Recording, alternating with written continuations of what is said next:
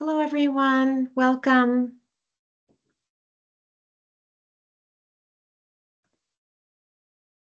Welcome. My name is Kay Mello. I'm Chief of Community Impact at United Way of Greater Waterbury. Can someone just give us a heads up that you can hear okay?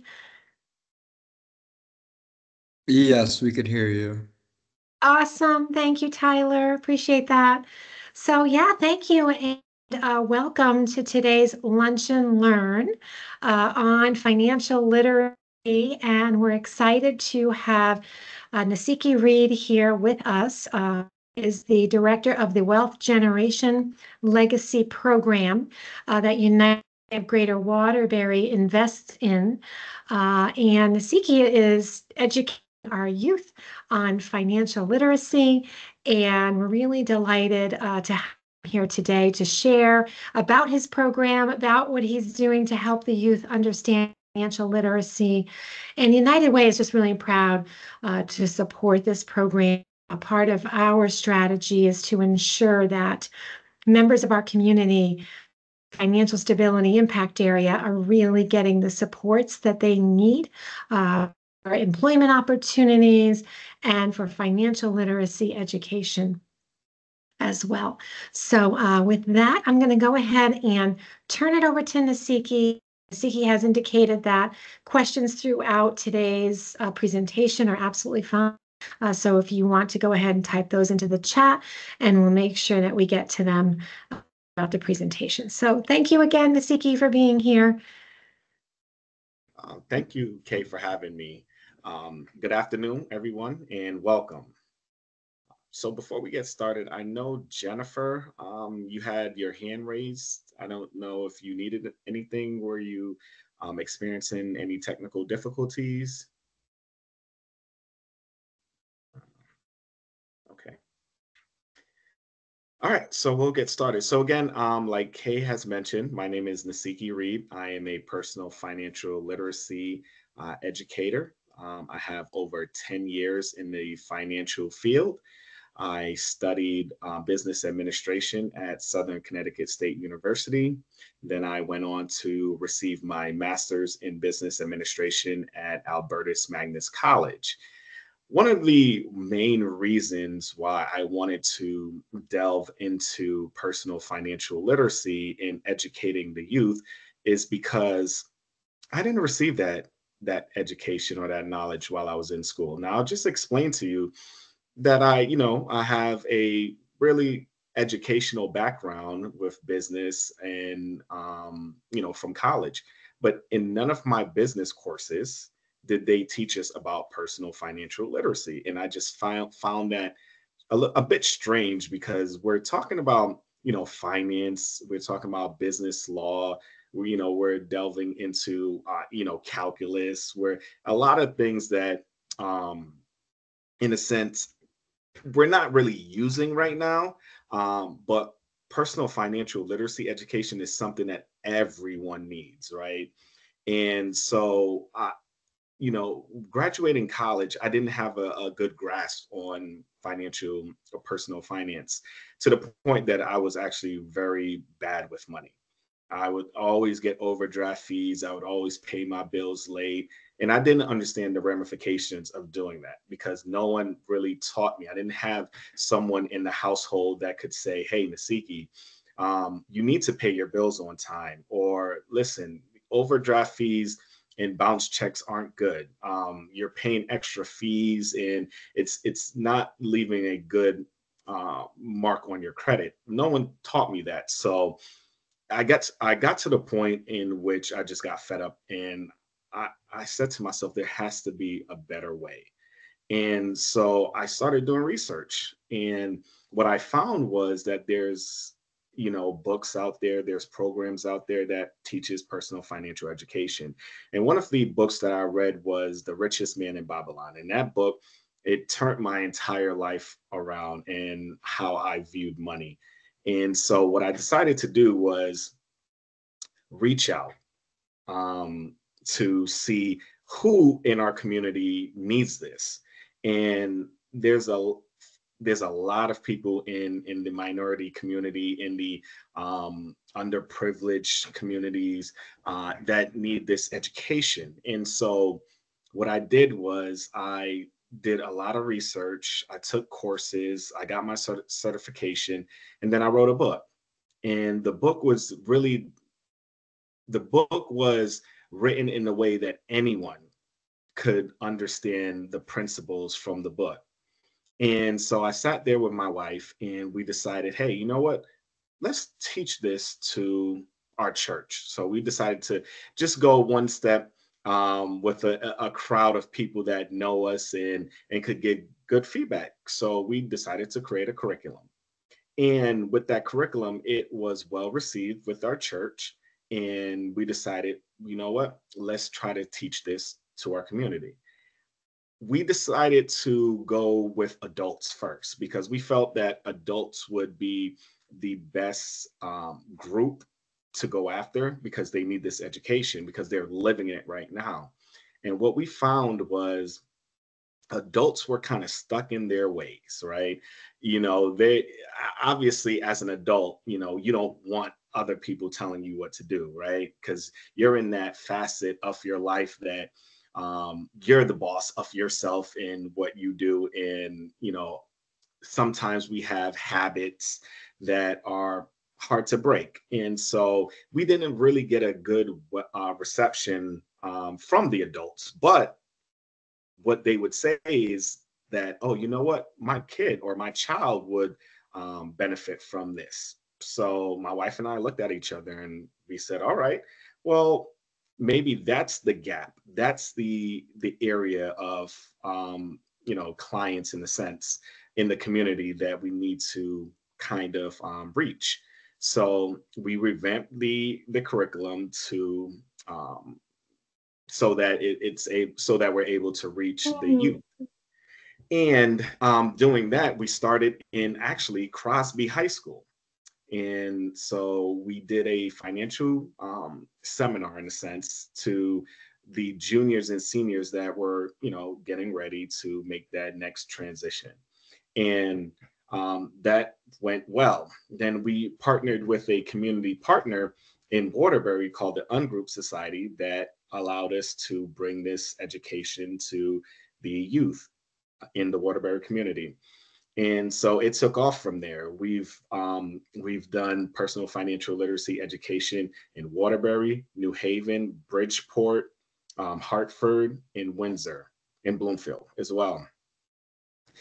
And so with that, what we do in our curriculum, we teach the youth about money, right? And what's the concept of money? Because a lot of youth do not understand the concept of money.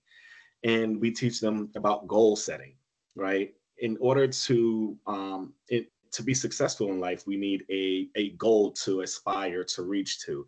So we have a part in our curriculum where we set visions. We go over budgeting, we go over banking, we go over investing, the importance of insurance, credit, debt, financial traps to avoid, and also the importance of reading, giving, and sharing.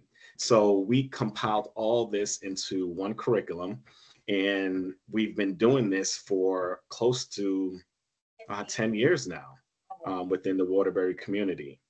And it's funny because I'm actually going to play a video so that everyone can see on how our literacy program has impacted the youth in Waterbury.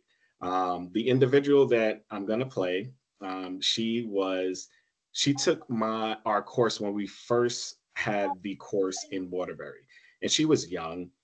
She was a freshman at the time, and what she learned and what she took in from the course actually transitioned into her adulthood because she remembered and understood the key concepts of what we taught.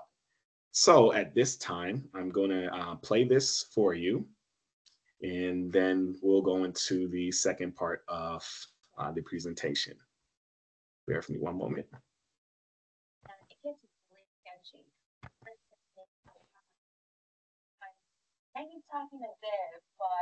All right, In the can everyone see meanwhile, my if screen? everyone can, yes, yes, we can. If, in the Okay. meanwhile, if everyone can mute themselves, that would be helpful. 6:42, good morning. Talking about making the most of the money you earn. This is a critical skill and one that can really make a difference in the quality of your life. And that is why financial literacy is so important. So in today's Connecticut Up Close report, News 8's Keith Coons takes us to Waterbury to learn about a program giving kids of color important lessons, a blueprint for success. Angenique Lewis is beaming with pride, the recent college grad achieving the dream of home ownership at the tender age of 21. With the program, they taught us, budgeting your money, saving it, and investing it. And ultimately, that's what I did with my savings. The money I saved, I invested it in myself. She learned all about money and investing as a teenager, the do's and don'ts in a financial literacy program for kids. It's offered by the Ungroup Society, a community organization in Waterbury. Young people of color and African Americans are generally not taught the importance of creating generational wealth. That means lessons about home ownership, the stock market, and how interest rates work. Nasiki Reed, a certified financial planner with a master's in business administration, has taught financial literacy classes here for the past 8 years. We deal with budgeting, we deal with banking, insurance, investing, financial traps to avoid, and also how to be generous with the money that you do have, and also providing resources to the community that you're already in. And over the last decade, hundreds of young people in Waterbury have gone through the program. These courses are about a lot more than numbers and interest rates, credit cards. It's really about preparing kids for the future and making sure they make the right strategic decisions. When we first started, it was just like money was just something I wanted to make because I wanted to buy stuff or in general like that. But it's when I took this class that helped me better understand like how to budget, manage money, and also invest and make money for myself. Working with providers like Lumen is absolutely essential for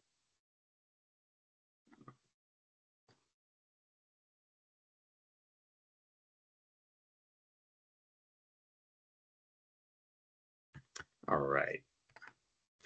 Well, again, so that just goes to show you that our youth are listening, and if we provide the information, you know, they will absorb it like sponges, and they will, you know, our youth are resilient, and that's one thing, that this course has taught me. We keep a lot of data, and with the hundreds and hundreds of students that have gone through this program, it shows that within our data that we do a pre-assessment and then a post-assessment. The pre-assessment scores the aptitude that the youth have when they take the pre-assessment is their understanding of personal finances is around a 44%. When they go through the course and they finish the post-course examination, it rises to around an 88%. So the youth are listening and they're understanding, and this is something that it's something that they're taking in and they're using. One thing that we also do as well, we're in the prison system as well. So we teach personal financial literacy in the prison system. We're in 4 prison system facilities at the moment. And this is something that's so important for everyone to have, from someone that is, middle school age and up to adults to professionals to even incarcerated individuals who, are soon to come out and hopefully make better choices and have a blueprint and, a strategy on what to do when they're released. So personal finance knowledge is absolutely important, and I'm so blessed that we're working with the greater Waterbury United Way, because they're giving us the resources to reach more youth. And with Kay's help, we're we're actively seeking to go into the public school system, in which, you know, we have all the papers done. You know, everything that they need is just for them to give us a facility or a middle school to start at, and we'll have our course in the actual middle school systems and more. So that's definitely something that we look forward to doing, and absolutely partnering with the United Way on that, as well as we move forward. So I'll break now to see if anyone has any questions.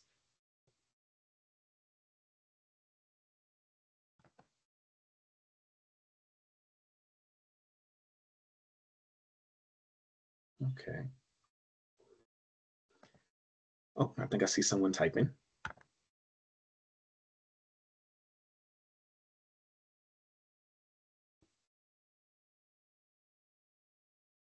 So the age group. So again, we deal with middle school age students and up. Anything younger than that, we don't really deal with anyone younger than that. So if you're in, you know, sixth, seventh, eighth grade and up, the course is beneficial for you. And also, I do suggest that if someone takes the course in middle school or even a freshman in high school, that they should retake the course their junior or senior year as well.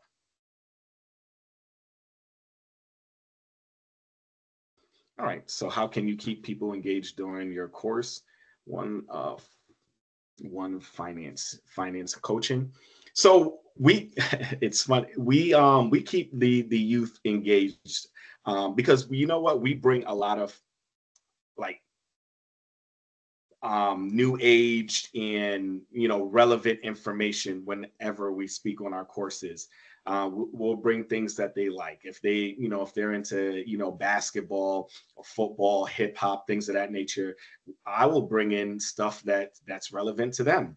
And you know, if there's any news on, you know, say, you know, someone signed a new contract, you know, we'll go over, you know, the ramifications of, you know, how they can take that money and how they can budget it and, you know, have a long lasting stability with that. And then we also go into, you know, people who haven't done that right and people who have made millions of dollars and ended up broke because they just didn't understand the concept of budgeting or investing or even saving for retirement.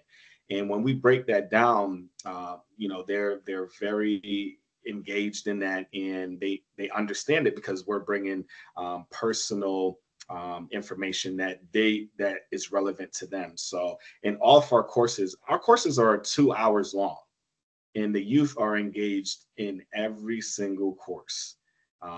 And so, yeah, that's what we do. So the name of the book is Personal Finance Does Matter. And that book it's on Amazon and in those type of marketplaces. Do you provide the course? Go ahead.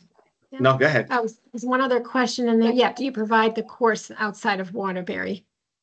Yes, absolutely. Again, we've done the course in Bridgeport, we've done the course in New Haven, we've done the course in Bloomfield, in Windsor, Hartford. We're actually gearing up to do a course in Hartford now.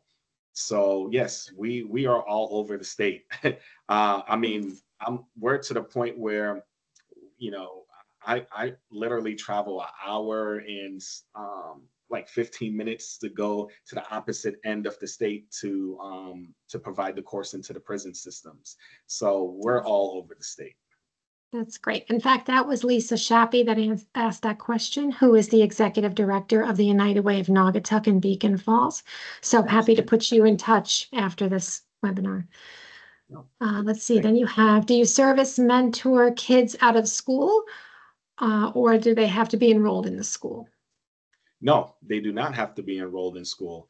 As long as I have a facility to teach the program, or even I can do virtual as well. I feel like in person is a lot better than virtual, especially with the kids and catching their attention. But no, the kids do not have to be in school. Absolutely not. And do you do Yes. presentations? Yes, I do presentations. Absolutely. We do presentations. We've done them in church. We do them. We actually do a lot in church. A lot of people who actually see the course ask to for us to come in and present it to their church. But yes, we do it in churches, and we do it wherever we're needed. Awesome. Okay, perfect. Yeah, I would love to have a conversation with you as well, for Naugatuck. Lisa, absolutely. All right, and Jennifer's writing. Yeah. While Jennifer's writing, maybe you could share a little bit about the positive affirmations. I remember when I came to visit your course here in Waterbury, the first thing that the students do, right, is create this list of like positive goals and affirmations, and then they repeat them every class. Correct. Yeah, thank Um, you. I definitely forgot about that. uh, So, another thing with engagement, right? So, whenever we start any course, we always have the students give us 5 affirmations that they have to come together and provide these 5 affirmations. They change from course to course because it's the students creating build those affirmations. And the reason why we want them to create affirmations is because when we ask the students to, name something positive about themselves, they really can't, right? It's concerning, and it makes me and my wife, because my wife also, she partners with me, it makes us feel a negative, a different kind of way, because we should be able to say positive things about ourselves, right? Because within the society throws a lot of negative things at us, and so we have to combat that with positive affirmations. And sometimes the kids are kind of reluctant to say something positive about themselves, but it takes that one child, that one kid, to say, "Listen, um, I am powerful. I am beautiful. I am strong." And then the other kids realize that, and then they decide that, hey, this works, and it makes us feel well. And so when we create the 5 affirmations, everyone has to stand up and everyone has to say the affirmations before every single class. And so it gets them, again, it gets them up, it gets them energized, it gets them, we're able to start the course in a positive manner. So the affirmations work great. So Jennifer, so the courses are free of charge because normally we partner up with someone in the community that brings us in, and we offer the course free of charge to the community, because whoever is bringing us in is pretty much taking on whatever that cost is. So we never charge the community. It's always whoever our partner is that brings us in, and that's yeah. So pretty much, yeah.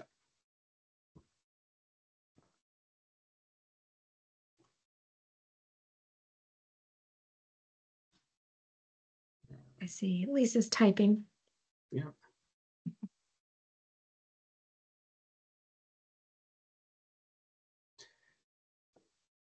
Yeah, one of the things that I loved when I came to see the class was how engaged the students were, and I really give you and your wife credit, for those moments of engagement, and really relating to the kids.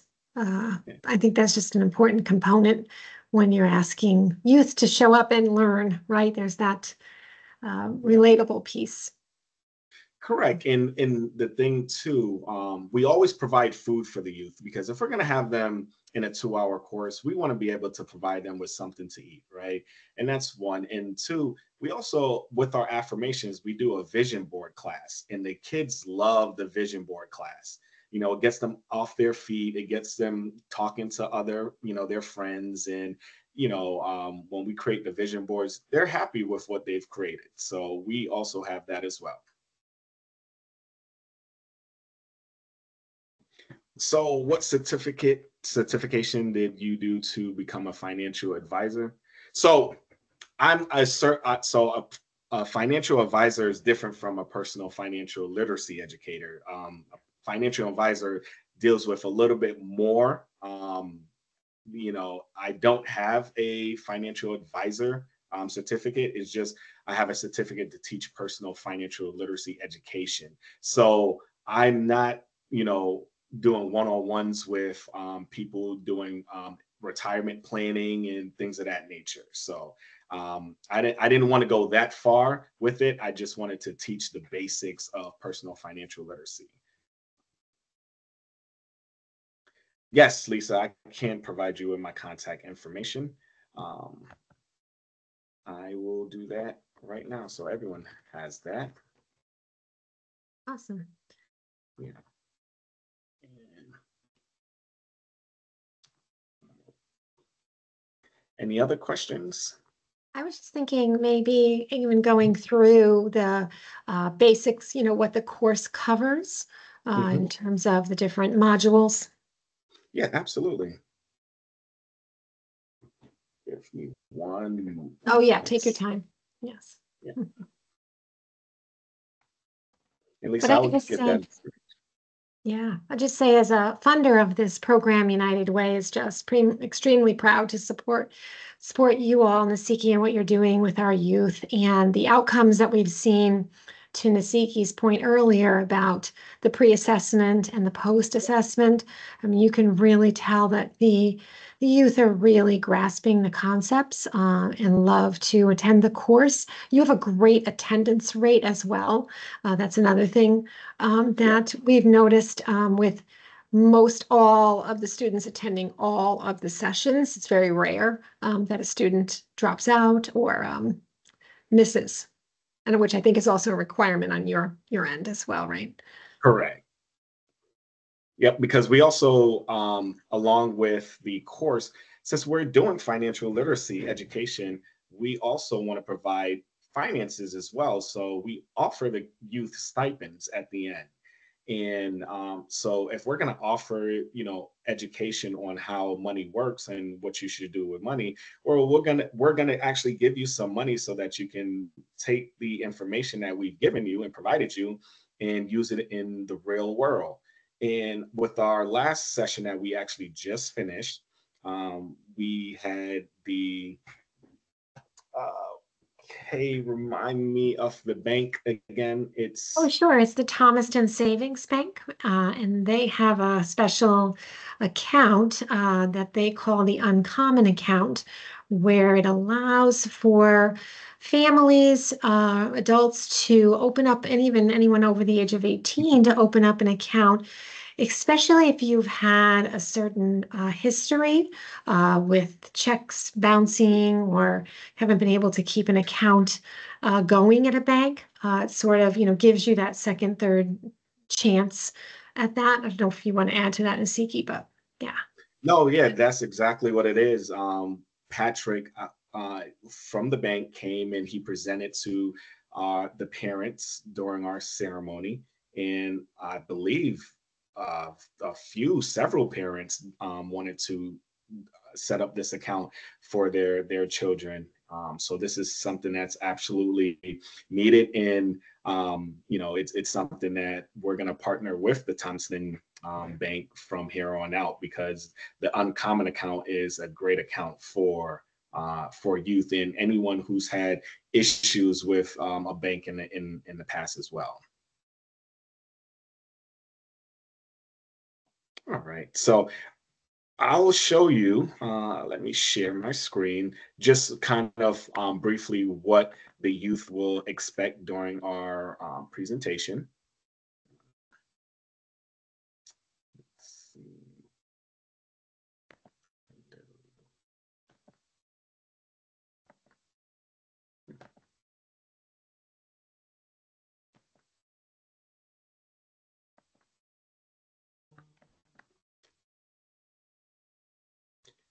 Let's see. So if I share, this sharing is a little bit different than what I'm used to. Oh, here we go. All right. So this is the presentation that the youth will receive. So this just, again, is my background. And as you can see at the bottom right, the National Financial Educators Council, that's who certified me with the financial literacy education. So again, we do our pre-quiz. We do understanding personal finance, creating a vision, budgeting, banking, savings, investing, retirement, insurance, debt, financial traps, and to avoid. And also we have our post assessment. Okay, I don't know if you're changing these slides, we can't see them change. We still see the personal finance does matter. Oh, Unless you haven't gotten there yet. I don't know. no, it's frozen. All right. Oh, Did you see a change? no, we're still on the first slide. All right. I don't know what's going on.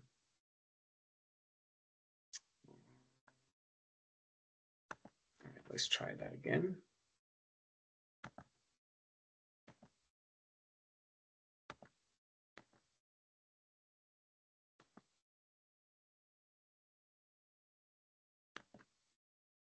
Okay, there you go. All right.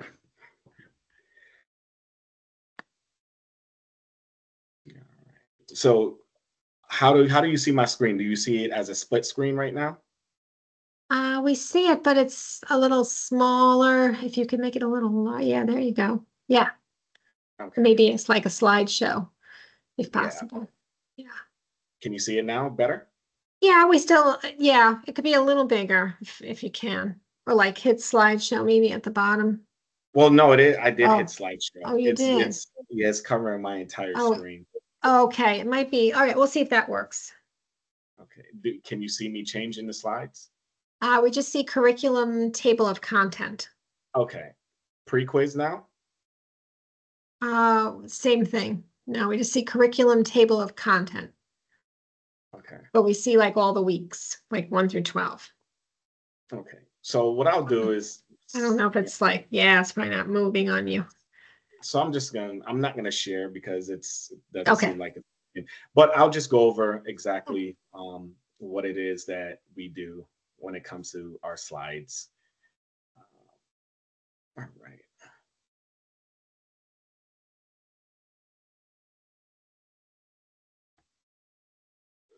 Okay.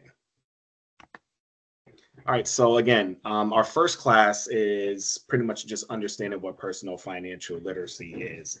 And with our first class, it's just, kind of getting the youth to understand what money is and, how money works, the history of, finances, especially in, the African American and minority communities. So we go over a lot of the information that's relevant to that. We also speak about how long the dollar lasts in each communities, from the Asian community to the WAS, so white Anglo-Saxon Protestant community, the Jewish community, the Hispanic community, and the Black community.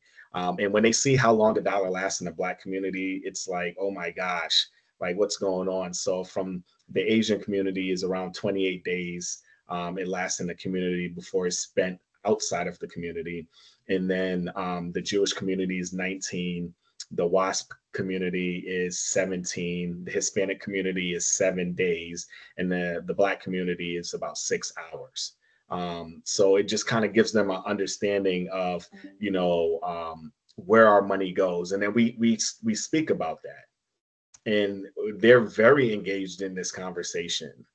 And then we go on to speaking about what personal finance is, and then we get them engaged in to kind of say what they feel their definitions of personal finance is. And then our next class or session is let's go, because these slides are kind of long. Oh, and then before we even get into our next session, we asked them about would they rather be rich or would they rather be wealthy? And it's always split. And then we go over the difference between being rich and what being wealthy looks like. And then after we go over the definitions, the people who wanted to be rich decide that they want to go over to the side of wealthy, right? So again, it's them get understanding what we're teaching and actually putting it into real world, techniques. And then we go on to take our quiz, our section quiz. And then after the section quiz, we go into creating a vision.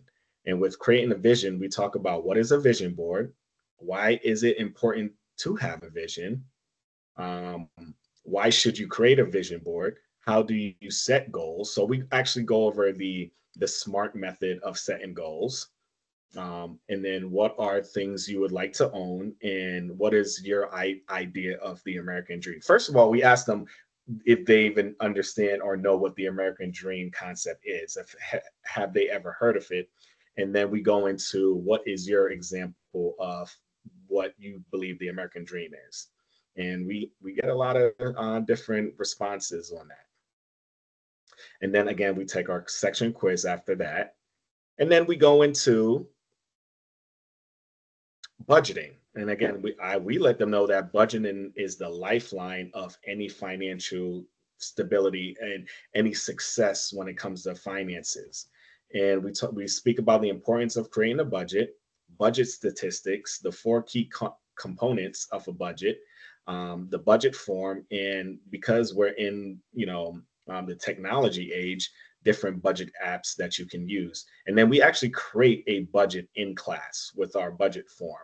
And so, and we design it in a way that when we create our budget form for the first time, it's always going to be at a negative. And that shows living paycheck to paycheck and sometimes not being able to cover your monthly expenses, right? And then we brainstorm into what can we do to change or fix our budget so that we have a zero-based budget or a budget that's even at the end. So we go into that, and the kids normally they go through the budget and they say, hey, mister, well, we don't need to eat out this much, or maybe we don't need to buy clothes this month, and things of that nature. So they actually use their heads into problem solving. Then we go into banking, and we go into what are banks, how do banks work, how to choose a bank, the different accounts banks offer, how to fill out a deposit slip, how to fill out a withdrawal slip, and then how to fill out a check. So we have sample checks, sample withdrawal slips, and we go through all of that with the kids. And that's something that they actually it's fun for them because they can make up any amount of money with writing their checks. So they can put $1 million on the check and things of that nature. But we just want to make them understand how to write a check, and the importance of the different areas of a check, or how to endorse a check. And and if you have a check and you want that check to be cashed the same day, that you should go to the actual bank that the check is from, if you want to cash it that day. So we go through a lot of information on that process and just all the different accounts that banks offer. And then we kind of stress that for your savings, your emergency fund, you want to put it in a high yield savings account. And then we go through what a high yield savings account is, and different rates that those accounts get compared to your just normal bank account. And it's funny because we in one of our courses, the one of the parents was there listening in, and at the end of it, the parent came up to us and just was asking all these questions and taking notes and saying, yes, I want to do this and thing in that. And so we tell parents, hey, listen, you can sit in on our courses as well, because you can learn some things here and there. All right. There's a question in the chat? Yeah, I know you're reviewing the slideshow, but is there a way that we can get a copy of it to review as well? Yeah, I can email it to Email Kay to and me then and I Kay can can. send it out. Yeah, absolutely. Awesome. Yeah. Thank you. Yep. All right. So after banking, and again, we design the structure to flow a certain way. So you need to understand budgeting, right? And then we will go into banking, and then after banking,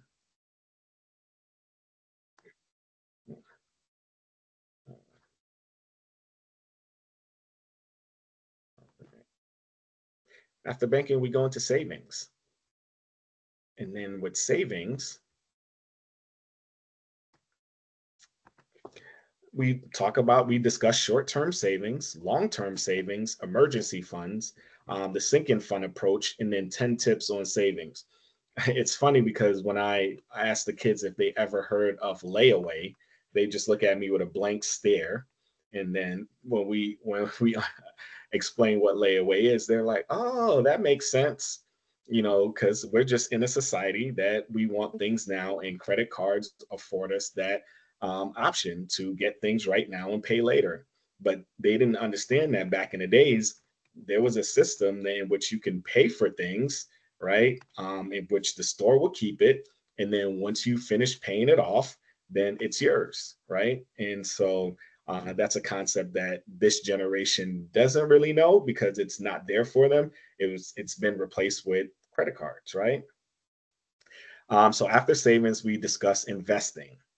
And then with investing, we talk about the stock market. We talk about what are stocks, bonds, mutual funds, index funds, cryptocurrency, those type of investments. We speak about how to invest, right? We speak about what it is to be in a bullish market or what it is to be in a bearish market. We speak about simple interest, and then we speak about what is compound interest. And we have an entire chart that shows the difference between compound interest and simple interest.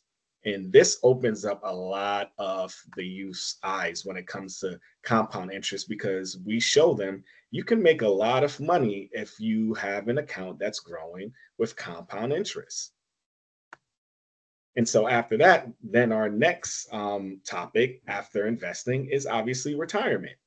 And we discuss what is retirement, what a IRA is, what a Roth IRA is, 501 or 401k and a 403b, and also we go into compound interest. And we speak about briefly about the fact that a lot of companies do not offer pensions, and we go into what a pension is because the youth do not know, and the reasons why these companies don't offer pensions.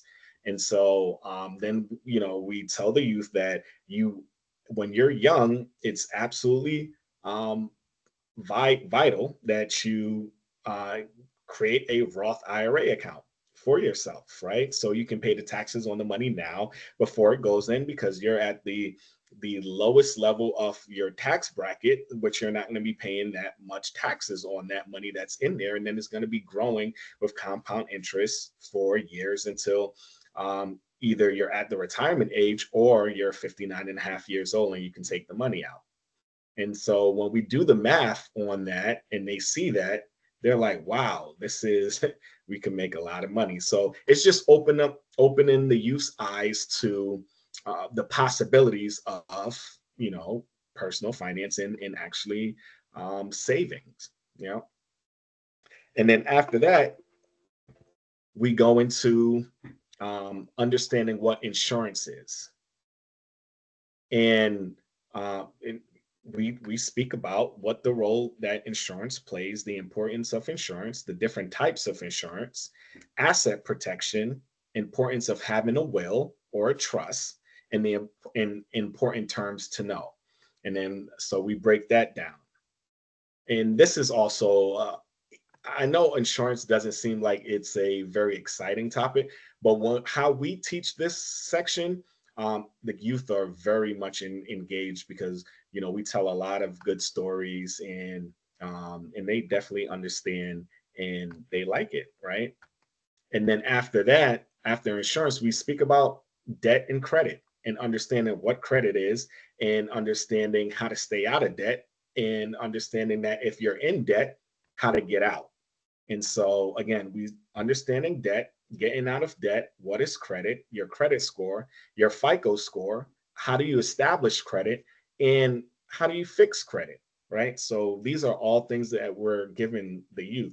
Now, I understand that a lot of the kids, probably all of them, don't have credit, right? Or they're not in debt, but they need to understand how these concepts, because I tell them, hey, listen, go home and teach your and show your parents and teach your parents what you learned today about debt and credit, because if you go and you reiterate what you've learned today, then it's just embedded, it's going to be embedded into you even more. And all right, so after that, sorry, this is going so slow. This section is actually a long section. So understanding debt, that's probably going to be one full class.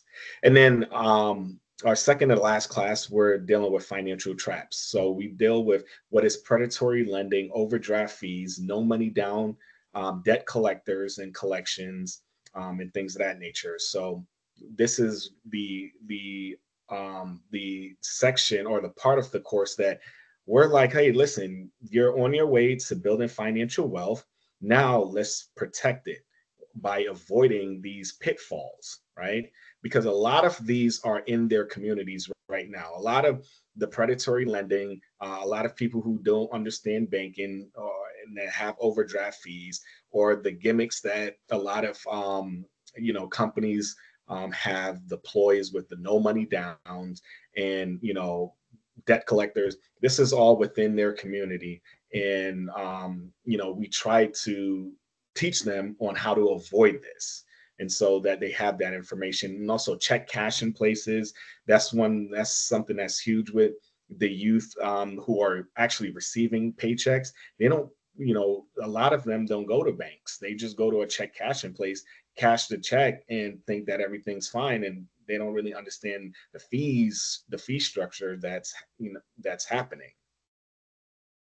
And then lastly, the last topic that we teach, in which we actually enjoy teaching this topic as well, is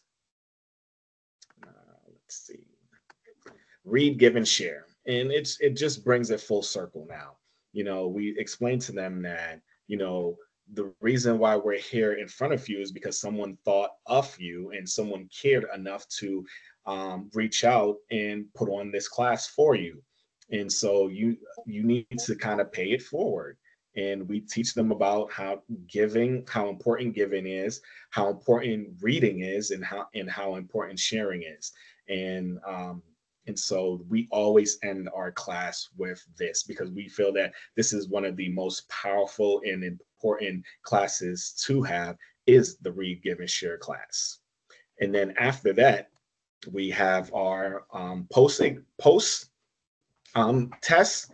And then once we finish the post assessment, we have our certificate class, in which we normally do a week after the course is done, and we provide food and certificates and their stipends, and we end there. And then also on our website, we have a way to keep in touch with all the youth, right? We have a section in which each youth that goes through our course, they'll get a specific number ID, and they can log in, create an account, and we have like different financial facts or different questions, and kind of keep them engaged. And we also have it on our social media sites as well. They will follow us. And so we stay engaged with the youth. And we have so many success stories from youth who have started their own clothing brand companies that are doing phenomenal. Youth who I've had youth text me and say, "Hey, Mr. Reed, I made this amount of money on this stock. Thank you for teaching us how stocks work." As you can see, Angelique, she has her house. So we are seeing a lot of success in our communities because of this of our program, and we just again want to pay it forward to the Waterbury community and much more. So that is all that I have. Any questions? Kay, I'll turn it over to you. Thank you. Thank you for everything. And that was a wonderful presentation. I do want to give the last few minutes if anyone has any questions for Nasiki. I know there was a bunch that were asked before, but please feel free to, if you can unmute yourself, feel free to do that or type in the chat. I see Jennifer is typing. How can we contact you? Yep, I'm putting that in the chat now. Awesome. Yeah, it's better. It's always best to contact me via email, because I'm always on my email. I'm the type of person that I don't like to see emails, um, that I have emails. I have to go through all my emails. So let's see. I think we have someone else typing in the chat as well. And we'll see what that question is.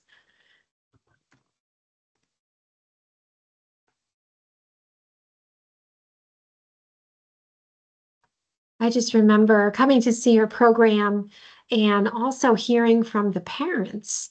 You had a couple of the parents come in and speak to how much it impacted their family, not just the kids, but themselves. So it was really amazing.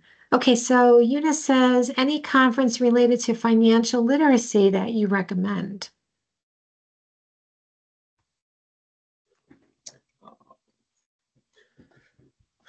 Um, so conference meaning that's something that you would go into or something that you would watch online?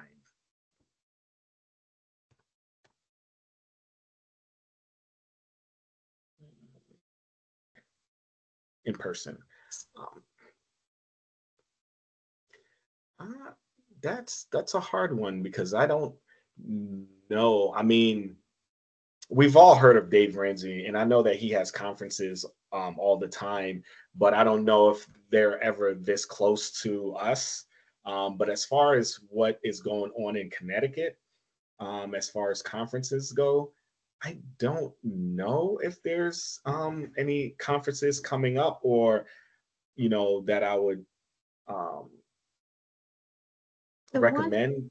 The only thing I could think of is the one that we attended, but I Right. think it's one time a year. The Connecticut Jumpstart Coalition does do an annual free conference on financial literacy of this sort of like the state of the state and the latest and the greatest programs. Many of the schools are invited, providers like Nasiki and his wife attended, I attended.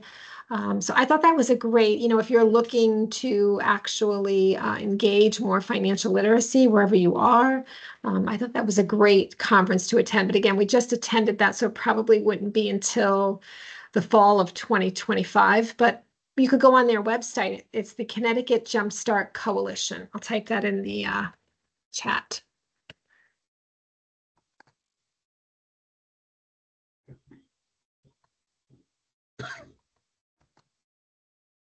Any other questions from anyone? I had a question circling back to something you said earlier, and I'm sorry that I don't know the difference. What is the difference between being rich and being wealthy? That's a great question. So wealth is so what I ask the kids, obviously, would they rather be rich or would they rather be wealthy? And first we have to break down what number do they consider as if I hit this number, I'm rich, right? And most kids would say, oh, $1 million, right? And so we're like, okay, $1 million, right? And so then I bring up, okay, so if you have $1 million, right, you're considered rich. But what happens if your house is $700,000? You have two cars that total, say, $200,000. You have debt, consumer debt of $150,000, and so on and so forth. And then we start tallying it up. And I'm like, okay, so in this case, you're rich because you have $1 million, right? But you have so much debt that are you really rich? And so when they look at that, they say, wait, you're right. And I'm like, a lot of people and a lot of people that you look up to in the entertainment industry and in the sports industry, they're living like that. On the outside, it may seem like they have it all, but they don't. Now we bring it to the wealthy side. And I'm like, do you understand that when you're wealthy, wealth is what you owe and from what you actually have, like the assets that you have. If you have more assets than liabilities, then that's your wealth. So in this equation, if you're wealthy, you can never be broke because it's impossible with the equation. And so they start to think like, oh, you know what, you're right. And so we say, when I ask, would you rather be rich or wealthy? And then we break it down and I say, well, to be rich is temporary. Wealth will last a lifetime. You can be rich and have no money. When you're wealthy, money is never an issue. And we say rich people flaunt their money, and wealthy people are the most modest people that you will ever meet in your life. And so that's how we break it down to them. And it changed their mindsets, because again, with everything that's being thrown at them with social media and just all these other influences, we need to have them come back to say, being wealthy is where you need to be, because someone that makes $50,000 a year, and does right with their money and has no debts is better off than someone that makes $1 million a year, but is considerably in massive amount of debt. And so that's how we break it down. Thank you. That was helpful. Yep. I love that. We have 2 minutes left. So one last opportunity. If you have a question, you can always email, not the last opportunity. You can always email me and I can put you in touch with Nasiki. I will send a copy of the presentation. Yep. That was not able to be shared today on the screen. Apologies for that. But thank you. Thank you all for being here. And thank you, Nasiki, for sharing all of your knowledge with us and your program that you deliver. Thank you for the work you do in our community. We appreciate you. Nice job, Thank you so everyone. much. Thank you so much. Thank you. Thank you all. I know a couple people are typing. I'll just hang out. I want to be mindful of people are saying thank you. Yeah. And again, I want to say thank you again to Kay. You've been great in this entire process. To the United Way. It's just a wonderful thing that you guys are doing. I don't have any words for it, because you're providing the